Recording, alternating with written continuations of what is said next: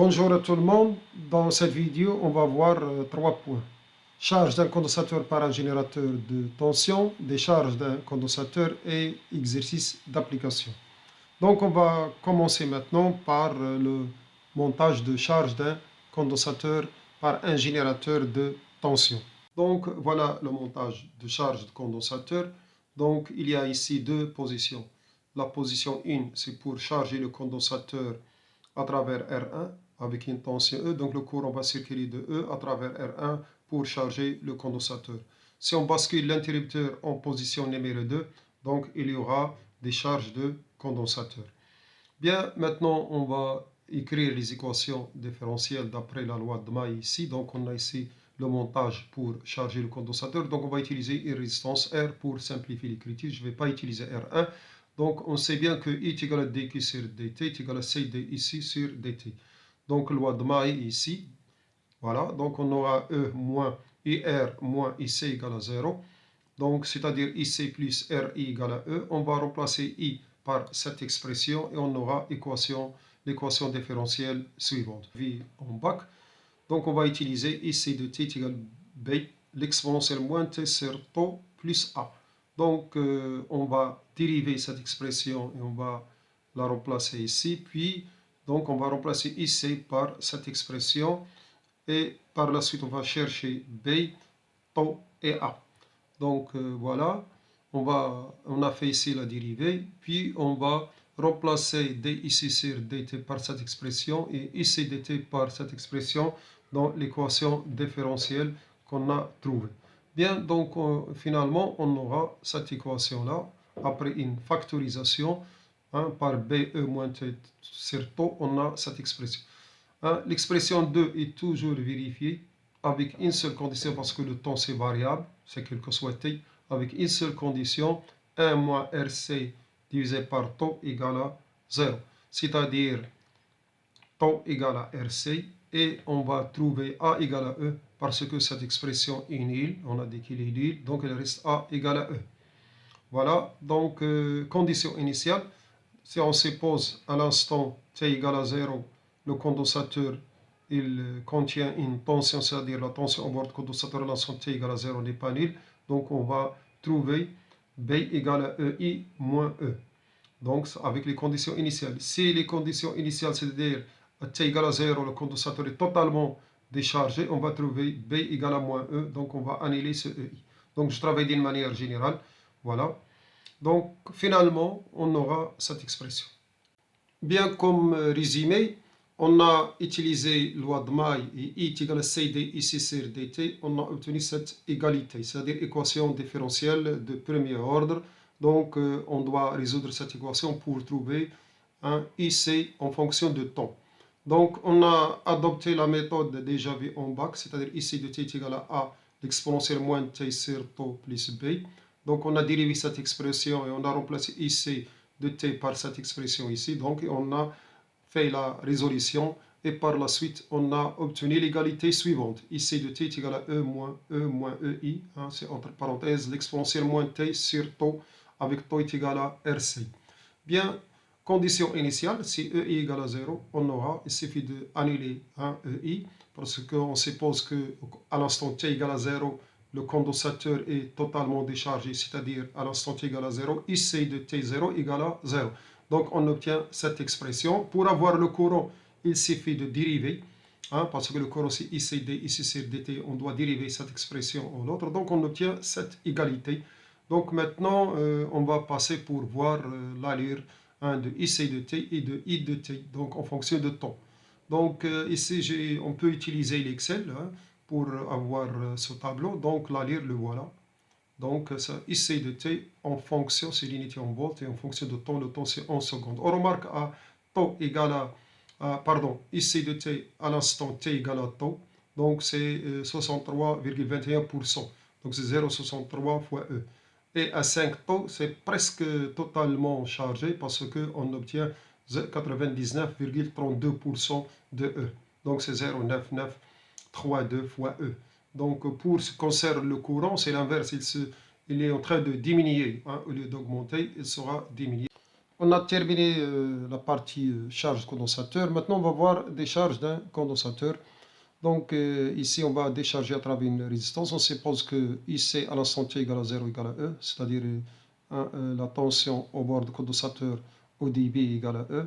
Donc ici, loi de Maille, IC est égal à IR.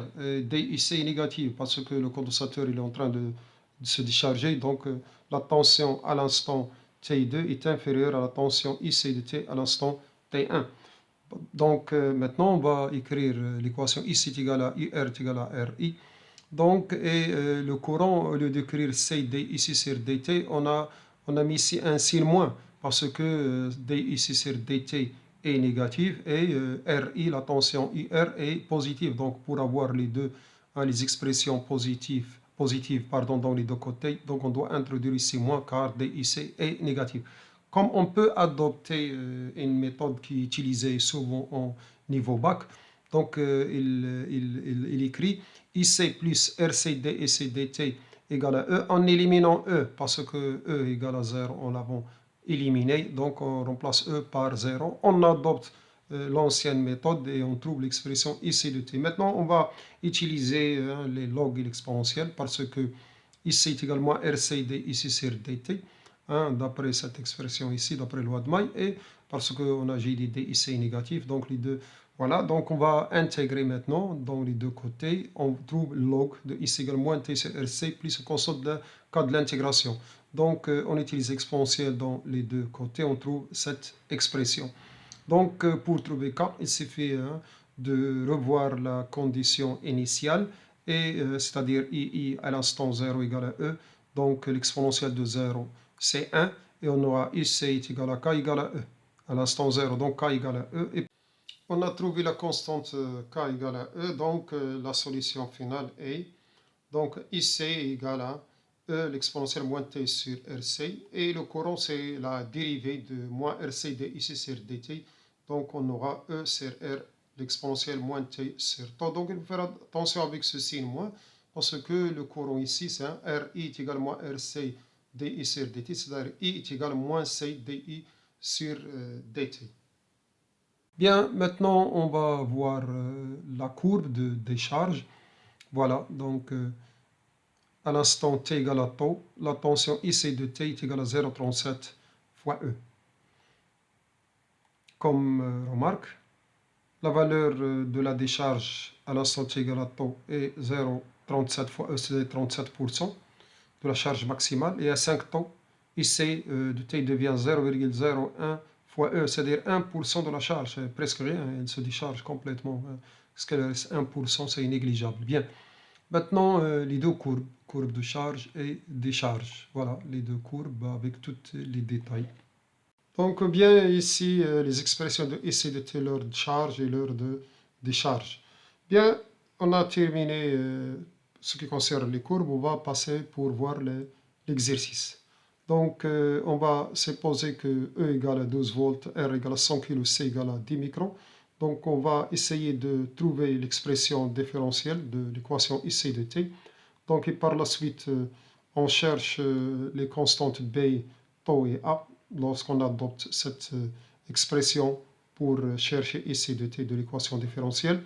Donc, on va chercher en question C, IC à l'instant T égale à tau, et en question D, IC de T à l'instant T égale à 5 tau. Donc, pour la question E, on va supposer que E à T égale à 0, IC de T égale à E sur 3, c'est-à-dire égale à 4 volts. Donc, on va chercher le temps nécessaire pour que IC de T évolue de 4 volts vers 11 volts. Combien de temps est nécessaire pour charger le condensateur à partir de 4 volts vers 11 volts? Pour la solution de l'exercice, ce sont des questions de cours. Donc, il suffit d'utiliser loi de Maille et utiliser I est égal à C de IC sur DT. Avec un simple remplacement, on obtient l'équation différentielle. Et pour déterminer A, B et tau, donc on sait bien que la dérivée de l'exponentielle moins AX est égale à moins A l'exponentielle de moins AX. Donc on va dériver cette expression et on va l'introduire ici. Et par la suite, on aura l'égalité suivante. Donc, après une factorisation, on aura cette expression. Donc, cette expression est vérifiée quel que soit le temps t. Donc, obligatoirement, 1 moins RC sur tau égale à 0. Et on obtient taux est égal à RC et A égale à E.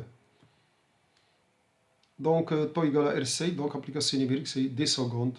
Bien, donc A égale à E égale à 12 volts. Bien, donc on va passer maintenant pour le calcul de B. Donc, avec les conditions initiales, on suppose qu'à l'instant t égale à 0, ici est égal à EI. Donc, on va trouver B est égal à EI moins E. Et voilà l'expression générale de IC de t. Donc, on va utiliser par la suite pour chercher la solution surtout de la question numéro E. Pour la question C, il suffit d'utiliser les formules déjà vues dans le cours et faire l'application numérique. On aura donc IC de t est égal à 12 fois, entre parenthèses, 1 moins l'exponentielle de E moins t sur taux, parce que t égale à taux, donc on aura ici 1 moins 1. On trouve cette expression, c'est-à-dire 7,58 volts. De même, à l'instant t égale à 5t, toujours c'est l'application numérique.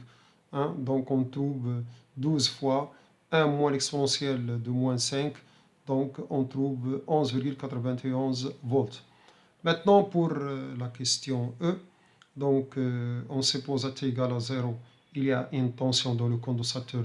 Donc au départ, le condensateur contient une tension, donc est égal à E sur 3, c'est 12 divisé par 3 égale à 4 volts. Et on va chercher le temps nécessaire pour atteindre 11 volts. Donc il suffit d'utiliser aussi les formules déjà vues dans le cours. Donc on va utiliser une formule générale. Donc c'est une formule générale. C'est IC de t égale à E moins EI, l'expression moins t sur temps. Donc on obtient t égale à cette expression. Il suffit de remplacer E par 12 volts. Condition initiale, c'est-à-dire EI c'est E c'est 3, c'est 4. Donc E moins, c'est-à-dire 12 moins IC de t, c'est 11. Et on aura l'application numérique, voilà, 9,8 secondes. Bien, donc voilà, notion mathématique pour les gens qui ont un niveau supérieur de bac. Donc il suffit de lire dans l'Internet la résolution des équations différentielles y' premier ordre, c'est-à-dire y' plus ay plus b. Donc pour trouver la solution de cette équation différentielle, on utilise la méthode, c'est-à-dire à chercher la solution particulière et la solution de l'équation homogène. Donc la solution de l'équation particulière, c'est ay plus b. On annule y' et dans l'équation homogène, on élimine b et le reste y' plus ay égale à 0. Et on trouve cette égalité y égale moins b sur a plus k, e moins ax. Bien, on a terminé le cours de cette vidéo. Donc voilà, reste à vous remercier et à la prochaine.